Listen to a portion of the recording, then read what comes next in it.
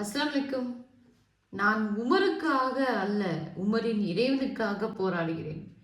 Khalid இப்னு Walid ரலியல்லாஹு அன்ஹு அவர்கள் இஸ்லாமிய உலகின் மிக சிறந்த தளபதிகளில் ஒருவராக இருந்தார்கள். அவர் மிகுந்த வீரத்துடனும் அஞ்சா நெஞ்சத்துடன் சூழ்நிலையை நன்கு உணரும் திறன் கொண்டவராக இருந்தார்.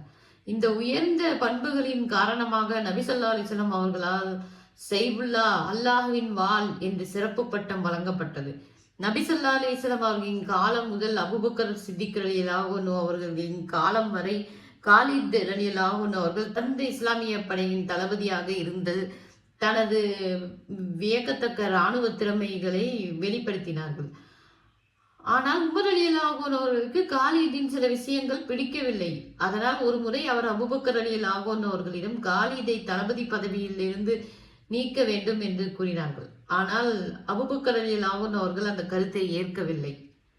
காலித் ரலியல்லாஹு அன்ஹு அவர்கள் தளபதி பதவியில் தொடர்ந்து நிலைத்தார். அதே நேரத்தில் காலித் ரலியல்லாஹு அன்ஹு அவர்கள் இரவு பகலாக ரோம பேரரசுக்கு எதிராக போர் செய்து இஸ்லாமிய அரசின் எல்லைகளை விரிவுபடுத்திக் கொண்டே இருந்தார். உமர் ரலியல்லாஹு அன்ஹு அவர்கள் தமது கருத்தில் உறுதியாக இருந்ததால் அவர் கலிஃபா ஆனபோது காலித் ரலியல்லாஹு அன்ஹு அவர்களை தளபதி பதவியிலிருந்து நீக்கி ஒரு சாதாரண சிப்பாயியாக மாற்றினார். தொடரும் காலிதின் வாழ்க்கை வரலாறு. இஸ்லாமிய நினைவூட்டல். ஃபசிலாஸ் இஸ்லாமிக் வேர்ல்டு. மறக்காம சப்ஸ்கிரைப் பண்ணிக்கோங்க. இந்த வீடியோ பிடிச்சிருந்தா லைக் பண்ணுங்க, ஷேர் பண்ணுங்க, கமெண்ட் பண்ணுங்க. அஸ்ஸலாமு அலைக்கும் வரஹ்மத்துல்லாஹி வபரகாத்துஹு.